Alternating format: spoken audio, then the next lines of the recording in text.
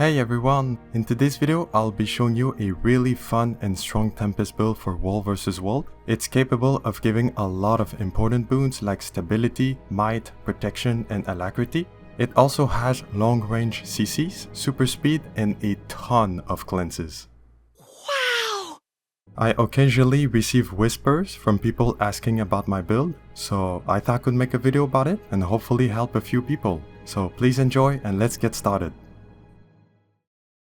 First off, we're going to take a look at the gear. You'll want to use Minstrel for stats, staff as your weapon, equipped with the Transference and Concentration Sigils, and then the superior rune of the Trooper for your armor. If you don't have access to Minstrel for stats, Celestial and Nomad are decent substitutes, but I will definitely recommend Minstrel stats wherever you can. For the Sigils, there are also a few other viable choices. The most ideal would be to have two different staves, one with Transference and Concentration, and then the other one with Sigil of Life and Concentration. That way, you can use the staff with the Sigil of Life whenever you don't have 25 stacks of it, then swap to the other staff when you do, and effectively have 3 sigils at once. Just make sure to have both staves equipped and use the weapon swap. As for the runes, there's nothing that quite replaces Rune of the Trooper. It is focused on self-survival and condition cleansing, and there is just no other runes that is similar to this one. These are the traits and skills you want to use for the build. Most of the cleanses and boons will come from giving auras and transmuting them. Whenever you grant an aura to yourself or an ally, you will remove 2 conditions from them. Your shout skills will cleanse even more conditions because of the runes, and there's quite a lot of small details on everything that removes conditions and give boons, so I tried my best to organize them on the screen here for you. If you're new to this, don't worry, I will show you a simple rotation and you can slowly add stuff over time when you get more comfortable. Mainly, you want to keep switching between earth and water. While in earth, you want to grant as many magnetic auras as possible and transmute them. Doing so will cleanse allies and give them 2 stacks of stability for a few seconds. Your sources of magnetic auras are Staff 3, your shot skills Aftershock, completing an overload, and 5 seconds after using your elite skill, Rebound. This skill will give an aura 5 seconds after using it and depending on your attunement, so you just want to make sure that you are in earth before that 5 seconds end.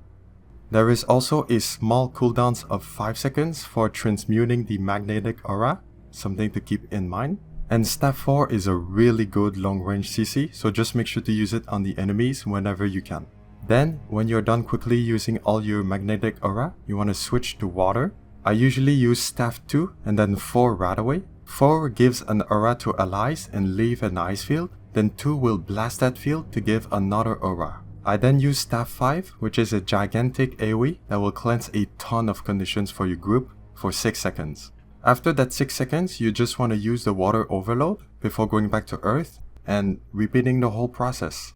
Every time you do an overload, it will give alacrity. It's a really powerful boon that will make your skills recharge faster, so therefore you will have even more cleanses, more heals, and everything else. You want to always make sure to use the earth and water overload before leaving that attunement. It will also give alacrity to allies so they can do their stuff more often as well. Your other shot skills are pretty much fillers. Whenever you see someone near you being low on health, you can use your heal skill. Your Feel the Burn skill is a great panic cleanse because it's an instant cast and it doesn't cancel anything. So you can even use it in the middle of an overload if your group needs a burst cleanse. Then, your last shot skills, Flash Freeze, is just a regular big cleanse, so just use it whenever you need additional cleanses. Your 2 other attunement, Fire and Air, are pretty much an in-out thing. When you leave Fire, it will give a lot of might to allies, so you just want to go in, maybe quickly cast the skill 2 and 3, then leave immediately. In Air, Staff 5 is your other long range CC, so just use it on the enemy. And Staff 4 will cleanse Cripple, Immobilize, and Chill, while also giving swiftness and super speed to allies. It's actually a really good skill. I personally like to use it when we're pushing or retreating from the enemy. Now that everything has been said, I know that was a lot, so I will show you some footage of me showcasing the rotation. While you're in water, you just want to use all your weapon skills, so 2, 3, 4, and 5.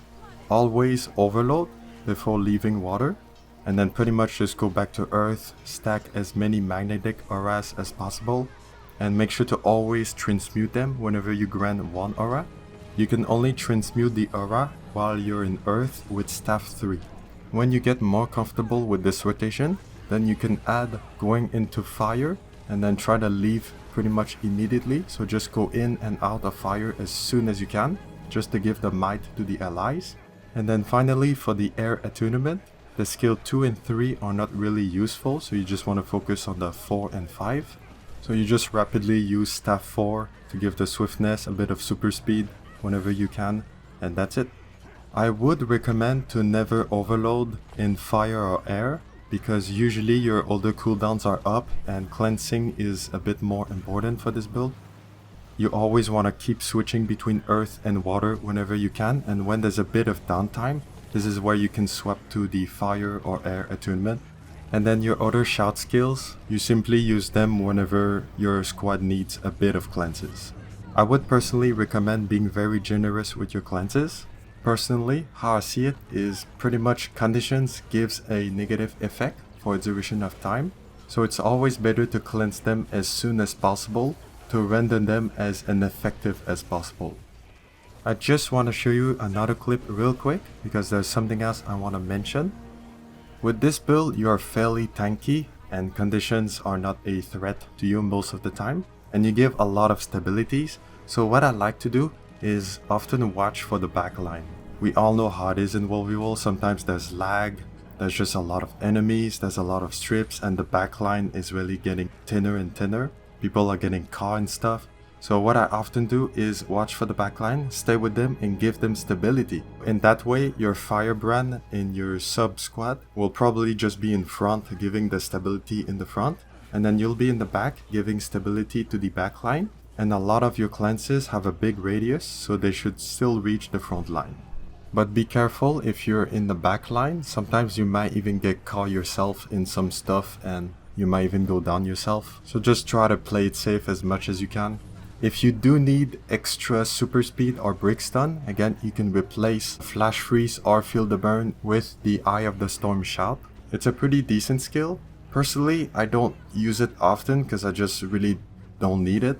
I'm always careful with my stability, and whenever I can't give any stabilities because I'm in water, then I just make sure to not be too much in the back line just in case. And I also want to make sure that I get the stability from my firebrand, so not be too far away from the front line. And honestly, that's it. It's a pretty simple build, and like every build you can min-max a lot. It's hard to reach the cap, but to do good enough on this build, it's pretty easy.